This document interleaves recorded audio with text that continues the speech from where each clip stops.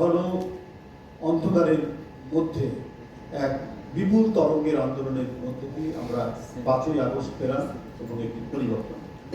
কিন্তু যে লিগ্যাসি, যে ধারাবাহিকতা অর্থনৈতিক ক্ষেত্রে এবং অন্যান্য ক্ষেত্রে, সেটা তো রাতারাতি নির্মাণ করা এবং পুনর্গঠন করা সম্ভব নয়। সেই বাংলাদেশ ব্যাংকের 850 কোটি টাকা উধাও হয়ে গেল, উড়ে গেল, এবং সেটা উড়ে গেল কোথায়? ফিলিপাইনের জুয়ার আসলে ক্যাসিনোর মধ্যে। সোনালী ব্যাংক, বেসিক ব্যাংক, একটার পর একটা ব্যাংক লোপাট হয়ে গেল।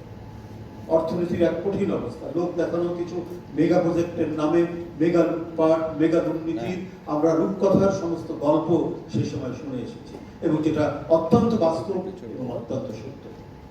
সেই পরিস্থিতি, সেই লিগ্যাসি ধারায় আজকে নতুন একটি সরকার, যে সরকার অবাধ সুষ্ঠু নির্বাচনের মধ্যে দিয়ে, ইনক্লুসিভ নির্বাচনের মধ্যে দিয়ে ক্ষমতায় এসেছে, এবং ক্ষমতায় এসে রাষ্ট্র পরিচালনা করছে।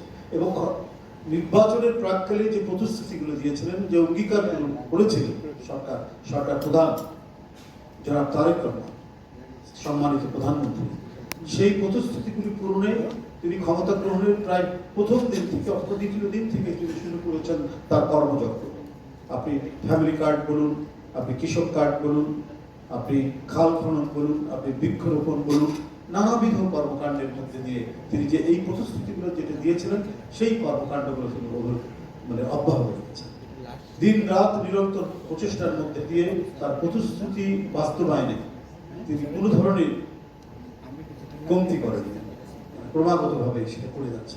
এর মধ্যে বিভিন্ন ডিজাস্টার, দুর্যোগ, প্রাকৃতিক দুর্যোগ এবং আন্তর্জাতিক বিভিন্ন ঘটনা প্রবাহ আমাদের যে স্মুথ যে উন্নয়নের যে গতি, সেখানে তো অনেকটা বাধা হয়েছে।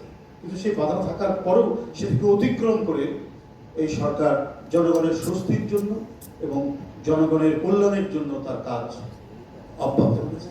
সামাজিক সুরক্ষা থেকে শুরু করে অবকাঠামোগত উন্নয়ন, সেখান থেকে শুরু করে কি শিক্ষা, কি স্বাস্থ্য, প্রত্যেকটি ক্ষেত্রে তিনি তার যে প্রতিশ্রুতিগুলো সেটা রক্ষার তিনি চেষ্টা করে যাচ্ছেন। আজকে বিভিন্ন সেক্টরে যে সমস্ত আমরা ইয়েগুলো দেখি, যেখানে হয়তো যে বিভিন্ন সংকটগুলো দেখি, সেই সংকটগুলো উত্তরণের জন্য প্রয়োজনীয় যে নির্দেশনা, সেই নির্দেশনা দিচ্ছেন। একটা দেশ থাকতে পারে আপনার মহামারী আসতে পারে, সেখানে নানা প্রাকৃতিক দুর্যোগ আসতে পারে, বন্যা আসতে পারে, ভূমিকম্প হতে পারে, কিন্তু জনগণের একটি সরকার থাকলে সেগুলোকে মোকাবেলা করে মানুষের কল্যাণে কাজ করে যাওয়াই হচ্ছে সেই সরকারের গুরুত্ব।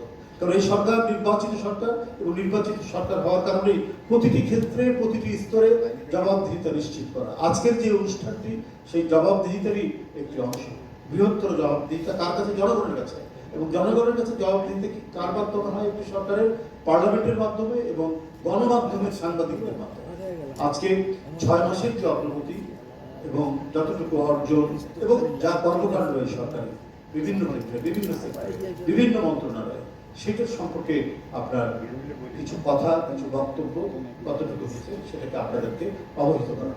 এখন আপনাদের সামনে বক্তব্য রাখছেন মাননীয় প্রধানমন্ত্রীর উপদেষ্টা এবং প্রধানমন্ত্রীর কার্যালয়ের স্পোক্স পার্সন, মুখপাত্র যারা মেহেদী আলী। আমাদের 180 দিন বা 6 মাস পূর্তি উপলক্ষে যে আয়োজন, সেটাই কিন্তু জনগণের প্রতিনিধিত্বমূলক যে সরকার ব্যবস্থা, যেখানে জবাবদিহিতা থাকবে, স্বচ্ছতা থাকবে, দায়বদ্ধতা থাকবে, সেটির প্রতিফলন।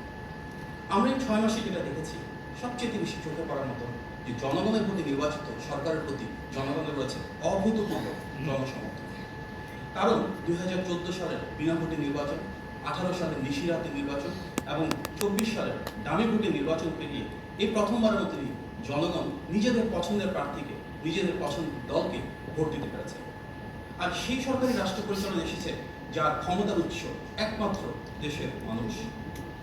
জনগণের আর বর্তমানে রাষ্ট্র পরিচালনায় থাকা দল বিএনপির একটি আবেগ, অনুভূতি এবং আকাঙ্ক্ষার যে সম্পর্ক রয়েছে, আমরা সেটা দেখেছি আমাদের বর্তমান মাননীয় প্রধানমন্ত্রী জনাব তারেক রহমানের ঐতিহাসিক স্বদেশ প্রত্যাবর্তনে, যখন জনগণের ঢল নেমেছিল।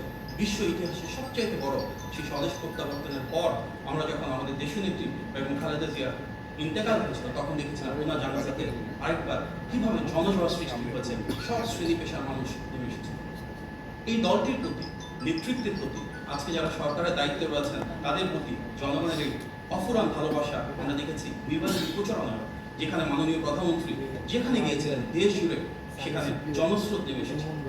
গত 6 মাসে অজস্র জনসম্পৃক্ত কর্মসূচিতে মাননীয় প্রধানমন্ত্রী দেশ জুড়ে যেখানে গিয়েছেন ঠিক একইভাবে জনগণের ঢল নেমে এসেছে।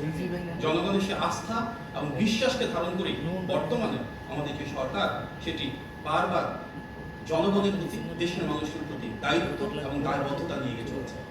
সরকারের এই 6 মাসের সবচেয়ে যেটা ডিফারেন্ট একটা বিষয় চোখে পড়ার মতো, সেটা হচ্ছে নির্বাচনী ইশতেহারকে ধারণ করে সেখানকার প্রতিটি প্রতিশ্রুতি বাস্তবায়নের জন্য অবিরত কাজ করে চলেছে।